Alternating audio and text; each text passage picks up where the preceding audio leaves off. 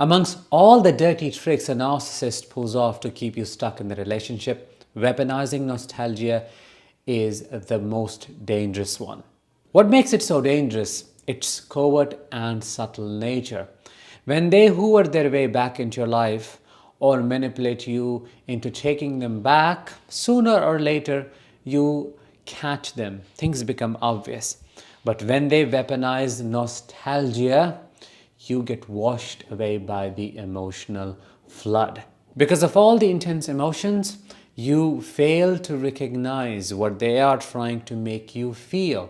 And because of your own feelings, you end up giving them one more chance. Let's talk about this trap further in today's episode. Hi, I am Danish, a narcissistic abuse recovery professional. The topic for today is how a narcissist weaponizes nostalgia to keep you stuck. Stay until the very end because I'll teach you how to catch a narcissist weaponizing nostalgia against you. Let's say you are on the cusp of breaking up with that narcissist or you are about to divorce them. They try to love bomb you, they try to rage at you, they accuse you of things, they try to guilt trap you, manipulate you, batter your conscience into taking them back, but nothing works. Why? Because you can easily see through their tactics and you're not willing to give them any more chance because they're not showing any genuine remorse or displaying true change. So what do? You continue separating yourself from them. And you know that is the worst case scenario for a narcissist who is desperate for re-establishing control over you. As a last option, they try to make you remember one of the most wonderful memories you two share together. It's applicable to narcissistic parents as well. They'll tell you, oh, do you remember that day when both of us went to a particular spot, or we dined together, or we did this, or the day we gave birth to our first baby? Do you remember how I held you, how I kissed you, and how we felt so deeply connected in that moment? Do you remember how you promised that you will never leave me? Do you remember how everybody was watching and they saw us as this power couple?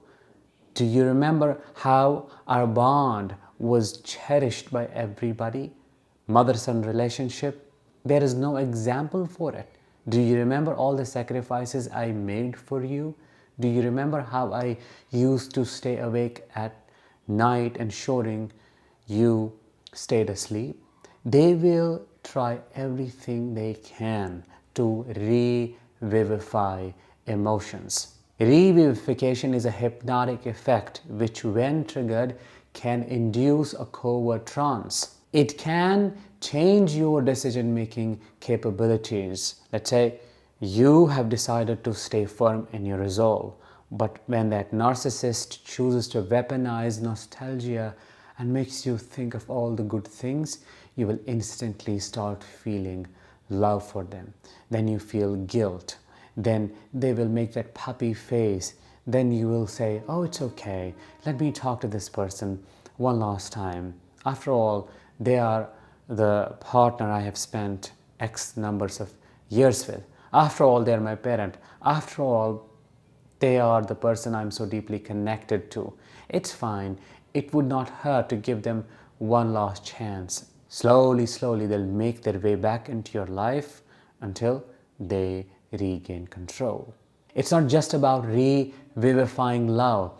It's about revivifying any strong emotion that can help them make you think differently about their personality. I'm talking about guilt. I gave you an example of a narcissistic mother trying to guilt trip her son. Now we can talk about sex. They might all of a sudden bring up a date or a night. Do you remember when we had sex in this position? Do you remember how much you loved it, enjoyed it, and wanted to have it more? You won't be able to understand it. You won't know what's going on in that moment. You'll just go with the flow. It's called seduction. They seduce you exactly, and they know what they are doing. In fact, I had a session with a narcissist recently who just confirmed this, who said, whenever I go into a situation, I go in with an outcome in mind. It's not like they roam around mindlessly, they do things and not know what they're doing. No, no, no, no. She said, I go in with an outcome in mind, then things work for me. I know how to get that outcome and I do not stop until I get it. They bypass your critical factor by making you feel emotions they know are your vulnerabilities. What can you tell about such a person? They are a predator. This is not love. This is not done out of love. This is not done out of desperation either. They're not like, oh, I don't know what to do. I just have to do it. Let me remind them of all the positive memories. It's not a concerned partner who just wants you to think of all the positives so that you can give this relationship one more chance. No, you're dealing with a predator who knows they have no other options except going back to the past and pulling something from there. What proof do I have? Well, when you try to remind them of these times and request that they should change, considering that there is a possibility for both of you that you have a beautiful past together, they pretend they don't even remember any of it. It didn't happen. What are you even talking about? Oh, that holiday, that vacation, I didn't even enjoy it. You spoiled it for me. But now that it serves their purpose or there is a potential in it, they remember all of it. And which tells us they intentionally forget things. They do not want to feel things. They want you to keep chasing them, which to me is an extreme form of betrayal and a big violation. Now, how can you tell if a narcissist is trying to weaponize nostalgia? If all of a sudden they are talking about memories, they are bringing up scenarios that are good in nature, and you feel like you are feeling love towards them, you feel guilt, or you feel obligated to go back and to be that nice person, nice son, or a great partner to them. If you feel compelled to play your role, that's when you should know you are being put in a covert trance. What should you do instead? You should feel disgusted once you recognize they're revivifying emotions, they're weaponizing nostalgia. You should see them as they are and rise above those emotions, to not to give them even a single chance anymore. You should understand that you're dealing with a person who can stoop to any level. They are an emotional predator. They're preying on your emotions, trying to use them against you. They're using your niceness against you. What does it tell us? They are unreliable and they can do anything. So that was it for today's episode. I hope you found it insightful. If you did, let me know in the comments.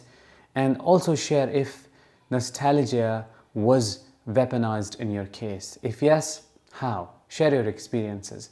With that, let's bring this to an end. I'll talk to you in the next one. Until then, as always, let the healing begin and continue.